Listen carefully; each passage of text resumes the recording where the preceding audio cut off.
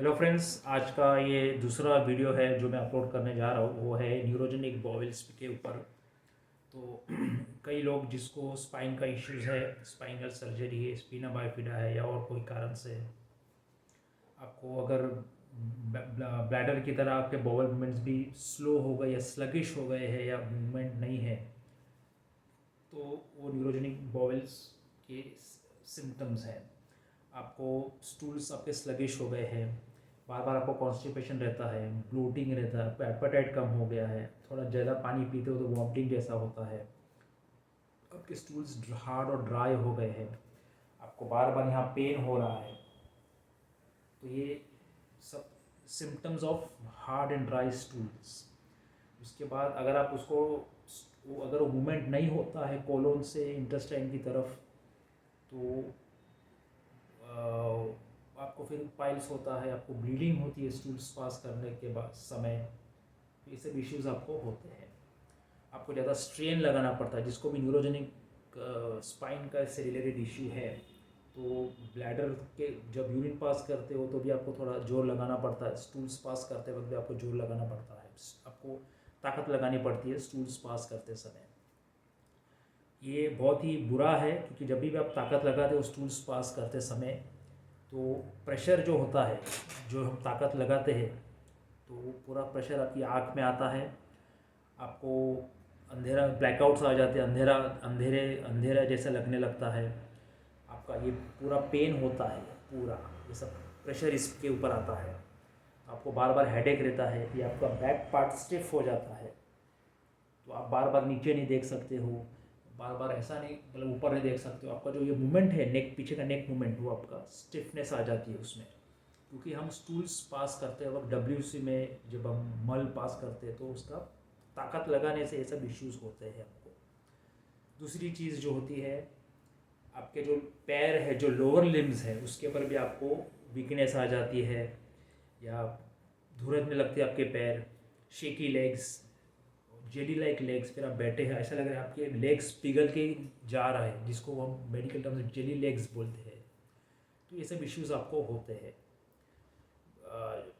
Worst part होता है कि आपको ब्लीडिंग होता है, आपको पाइल्स हो जाता है कुछ समय बाद, तो आपको पाइल्स का भी खतरा रहता है आपको। जो स्टूल्स एकदम मूवमेंट नहीं हो रहा है, तो ड्राई और हार्ड और ब्लैक कलर के हो जाते हैं स्टूल्स, तो वो जब हम ताकत लगाते हैं अंदर पूरा छीलता है पूरा, और वो पूरा ब्लीडिंग होती है, वो सब होता है, इश्यूज होते हैं आपको। कई बार इतना ड्राई हो जाता है कि शीप डंग, जो बकरी की तरह होता है, शीप डंग, आप मेडिकल टर्म्स में इसको शीप डंग बोलते हैं, उस तरह के स्टूल्स होते हैं। तो ये बहुत ही मतलब तकलीफ़दायक होता है, बराबर है। तो सिम्टम्स इसके जैसे मैंने आपको बताए। अब जो इनिशियल रेमेडी है, जैसे आप सैलड्स ज़्यादा इंक्लूड कीजिए, फ्रूट्स ज़्यादा इंक्लूड कीजिए आपके डाइट में, सिंपल डाइट रखिए, मिर्च मसाला है, या जो चीज़ आपको, चने का आटा है, चना है, या ब्रेड है होती है। पिज़्ज़ा तो बहुत ही, जिसको न्यूरोजेनिक बॉयल्स होता है, तो पिज़्ज़ा बहुत ही अंदर आके जाम हो जाता है पूरा, तो वो मूवमेंट नहीं होता है, बॉयल मूवमेंट्स आपको नहीं होते हैं, तो और तकलीफदायक होता है आपको। चने का आटा है, पिज़्ज़ा है, ब्रेड होता है, जो मैदे का जो कोई भी आइटम आप खाते हो, तो ये सब आपको तकलीफ़ देती है। ज़्यादा बार बार ये जोर लगाने से, स्टूल्स ड्राई हार्ड होने से आपको पाइल्स की तकलीफ़ बढ़ जाती है। स्टूल्स पास करने के बाद आपको बर्निंग होता है, आपके एनस में, एनल एरिया में आपको बर्निंग होता है, तो ये सब पेन भी होता है, कई बार ब्लीडिंग होती है, इरिटेशन होता है, ईचिंग होती है, ये सब ये सिम्टम्स होते हैं न्यूरोजेनिक बॉयल्स के। अब आपको थोड़ा पानी अब ज़्यादा पीजिए, पानी का इंटेक आप बढ़ा दीजिए, अब थोड़ा आपका डाइट सिंपल रखिए, ठीक है। सब्ज़ी रोटी, सब्ज़ी ज़्यादा खाइए, फाइब्रस जो होता है वो आप ज़्यादा लीजिए, तो स्टूल्स में आपका बल्क आएगा, स्टूल्स जो होते हैं बल्की हो जाएगी आपका फाइबर लेने से। जो मैंने जब मुझे ये स्टार्ट हुआ, तो मैं समझ नहीं पा रहा था ये क्यों हो रहा है, मुझे लगा कॉन्स्टिपेशन ही है, तो मैंने सब कुछ ट्राई किया, सलाड्स ट्राई किए, खाने में ज़्यादा सलाड्स, एक टाइम ऐसा भी था कि सलाड्स ज़्यादा थे खाना मेरा कम होता था, वो भी मैंने ट्राई किया। बीटरूट आप लो, बीटरूट से जब आपको नॉर्मल बॉयल मूवमेंट्स होते हैं 12 घंटे के बाद, beetroot is a natural laxative. Beetroot, गाजर, पालक के पत्ते, इसबगोल जो आप ले सकते हो, वो मैंने इसबगोल भी मैं लेता था जस्ट टू बल्क स्टूल्स में बल्क लाने के लिए। पर उसका करेक्ट टेक्निक है, आप ज़्यादा आप ऐसे ही लोगे और पानी पियोगे तो अंदर वो और कॉन्स्टिपेशन क्रिएट करता है। आपको भिगो के रखना पड़ता है रात को उसको, तो स्वेल होते हैं वो, और बल्क पीने के बाद आप रात को पी लीजिए तो उसको आप ड्राई स्टूल्स में बल्क ऐड होता है, स्टूल्स इजीली पास होते हैं। बट दीज आर ऑल, ये जो सब होता है ये ठीक है, कुछ लोगों को रिलीफ देता है, कुछ लोगों को रिलीफ नहीं देता है, क्योंकि हमारा मेन प्रॉब्लम क्या है, स्पाइन हमारा डैमेज ही है, तो स्पाइन में इश्यूज़ ही है, तो ये सब होता ही है। अब मैंने जब मुझे ये होने लगा तो मैंने कायम चूरना ट्राई किया, फिर आयुर्वेदिक किसी ने कहा ये ट्राई कीजिए आप, तो मैंने आयुर्वेदिक के कुछ गोलियाँ थी वो मैंने ट्राई की। फिर क्रेमाफिन आता, मिल्क ऑफ मैग्नीशिया जो होता है वो मैंने ट्राई किया। फिर कैस्टर ऑयल, जो मैं छोटा था तो चाय में कैस्टर ऑयल डाल के मेरी मम्मी मुझे देती थी, तो वो सब भी मैंने ट्राई किया, कैस्टर ऑयल भी मैंने ट्राई किया। उसके बाद जब कुछ हो नहीं रहा था, ठीक है, तो मैं गैस्ट्रो एंट्राइटिस से मिला था मैं, तो बाद में एकदम मुझे कुछ फ़र्क नहीं लग रहा था, सब कुछ चेंज कर चुका था, डाइट ये वो, नॉन वेज मैंने बंद कर दिया था, फिश चिकन सब, एग्स वेग्स सब कुछ, सैंडविच जो जिसमें ब्रेड का होता है सब कुछ, मैं एकदम स्ट्रिक्ट डाइट मैंने फॉलो मैं करता था, फिर भी ये टैकल नहीं हो रहा था कॉन्स्टिपेशन। तो मुझे डुफोलेक करके आता है सिरप, वो ऑस्मोसिस प्रेशर पे काम करता है, वो 15 ml 30 ml आप ले सकते हो बिफोर गोइंग टू बेड, या शाम को 6 बजे आप ले लीजिए, तो सुबह 6 बजे तक आप 12 घंटे में आपको अच्छा बॉयल मूवमेंट्स हो जाता है। और वो ऑस्मोसिस प्रेशर पे काम करता है, तो आपको थोड़ा पानी ज़्यादा पीना पड़ता है। वो क्या करता है, बॉडी में से पानी एब्जॉर्ब करके वो कोलोन में या उसमें करके डाल के इंटेस्टाइन में उसको स्टूल्स को सॉफ्ट बनाते हैं। It works on osmosis pressure, osmosis क्या बोलते हैं वो टेक्निक के ऊपर ये काम करता है। लेकिन उसका एक ड्रॉबैक था, 11-12 साल सब कुछ ठीक चला, बाद में एक रेजिस्टेंस आ गया, सेचुरेशन आ गया, अब वो मुझे इफ़ेक्ट नहीं कर रहा है। तो मैं कितना भी डुफोलिक सिरप लूँ तो मुझे मेरा कॉन्स्टिपेशन ठीक नहीं होता है। अब क्या किया जाए, तो मैं आज अभी एक नया मैं सॉफ्टोवैक करके आता है, या टीवी में ऐड भी आता है सॉफ्टोवैक,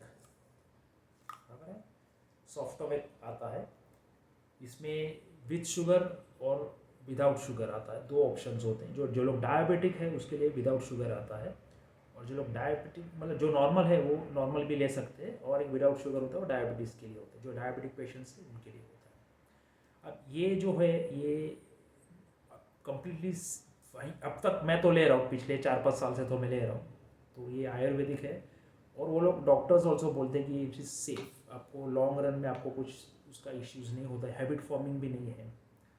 अब होता क्या है कि इसमें एक बड़ा स्पून आता है, वो स्पून आप एक स्पून लीजिए आप, या 2 स्पून लीजिए आप, depends on how severe is your constipation, बराबर, ठीक है। तो अब जैसे मैं लेता था तो मुझे एकदम ही क्या स्टूल्स मेरे लूज़ होके मुझे बार बार टॉयलेट में जाना पड़ता था, तो मैं ऑफिस जाता था तो मैं काम पे कॉन्सेंट्रेट नहीं कर पा रहा था, क्योंकि ये लेने के बाद दूसरे दिन या तीसरे दिन ये स्टार्ट होता था, अंदर जो प्रोसेस है इसका, स्टूल्स सॉफ्ट करके पुश करता था, कॉलोन से बाहर इंटेस्टाइन की तरफ पुश होता है, तो मैं काम पे कॉन्सेंट्रेट नहीं कर पा रहा था। कुछ फंक्शन है, शादी का फंक्शन है, या मैं किसी को मिलने जा रहा हूँ, मॉल में जा रहा हूँ, तो ये स्टूल्स एकदम ही मेरे इजीली लूज़ हो जाते थे, ठीक है।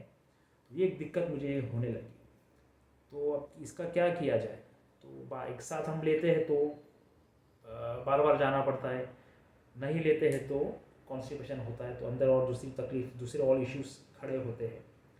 तो बेस्ट टेक्निक जो मैंने ट्रायल एंड एरर एक्सपेरिमेंट करके भी आप लोग भी कर सकते हो, तो ये मैं करता हूँ और मुझे ठीक लग रहा है, एकदम भी ऐसा नहीं कि बार बार मुझे जाना पड़ रहा है स्टूल्स पास करने के लिए, लेकिन एक कंसिस्टेंसी होती है, और ये बॉल रेगुलेटर है, मतलब कई लोग दिन में 2 या 3 बार भी जाते हैं, ठीक है, तो ये बॉवेल को आपको रेगुलेट कर देगा। तो तो आपको दिन में मॉर्निंग में ही जाना पड़ेगा, उससे ही पूरा आपका बॉवल्स क्लियर हो जाते हैं।